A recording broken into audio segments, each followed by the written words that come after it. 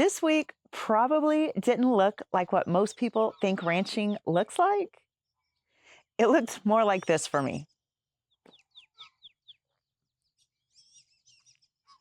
And if I'm being honest, I love this.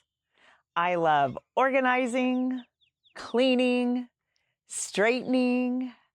Um, it just might be my superpower. Hi, Beverly. Hi, I'm Tammy. And if you're new here, this is me learning ranch life in real time.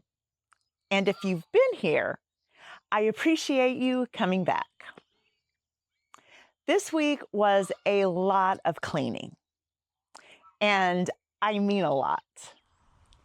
Straightening my dad's shop, helping to straighten up my brother John's shop, reattaching 10 to one of the barns, and mowing all this Johnson grass that's coming up. Just trying to keep up with all of the recent rains. And there's something about that kind of work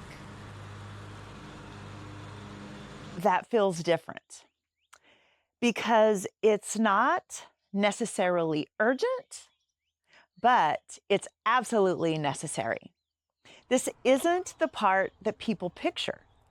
It's not cattle, it's not crops, it's not tractors running wide open. It's not horses galloping. It's none of the big moments. It's this.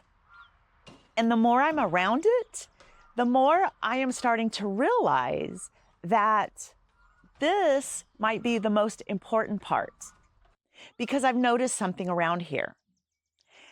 Everywhere I look, there's buckets, boxes, cans, and piles of things. And at first, it just looks like a big old mess. But it's not random. There is a reason that it looks like all of this.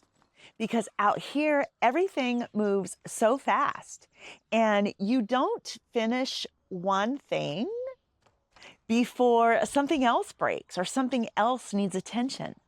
So when something goes wrong out here, you don't have time to organize between these tasks.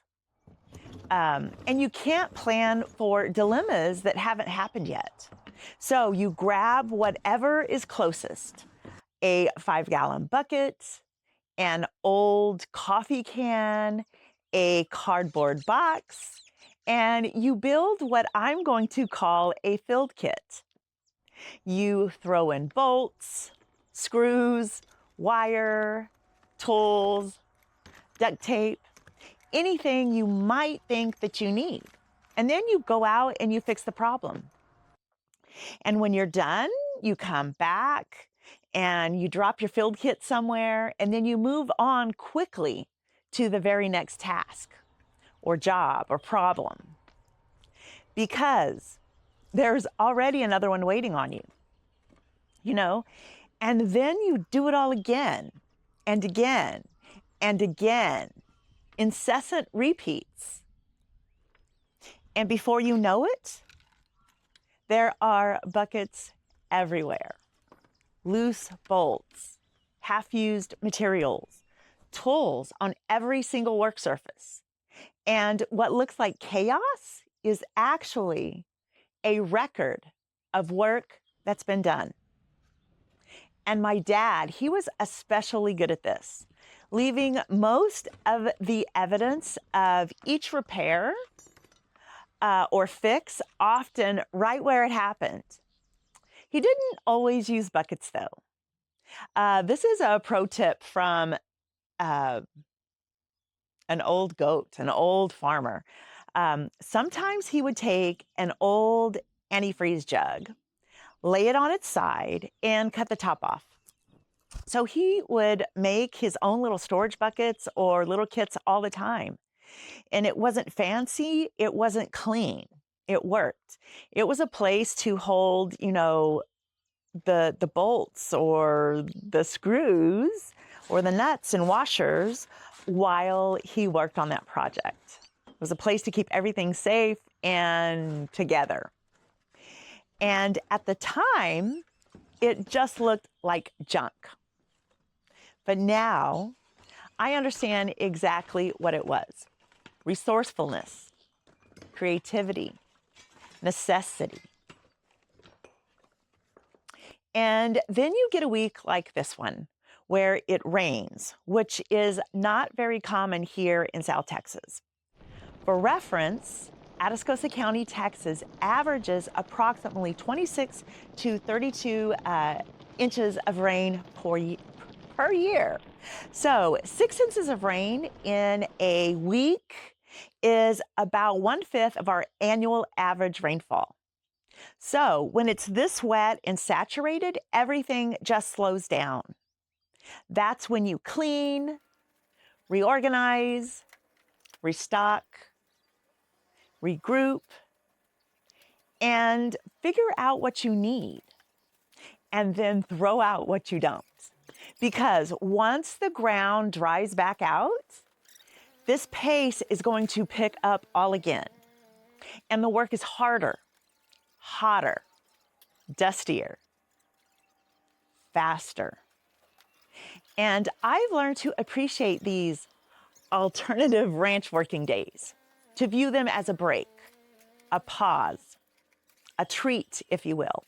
Because as soon as it dries up, it's all hands on deck again. Stat. We're back at it, running from job to job with more urgency and fewer breaks. And speaking of the rain, everything is so pretty and green right now. The fields, the grass, some wildflowers, but I haven't seen any bluebonnets in our area. That is the official state flower of Texas. But everything's coming up, and now it's just a matter of what do we do with it. John hasn't decided yet, or at least the last time I asked him. He doesn't know if he's going to graze it, bell it, or both. But either way, something is coming. And the pivots, they are mostly put together now, both of them. They are not running quite yet. We are still waiting on Carnes Electric to run power to them. But once that happens, that's going to change a lot around here. And I'm starting to understand. This isn't just about all these big, monumental moments. It's also about the small ones: the cleaning, the fixing, the resetting, the things nobody shows, but the things that make everything else possible out here. This week wasn't exciting, but it mattered, and it was essential. And I'm starting to understand the difference.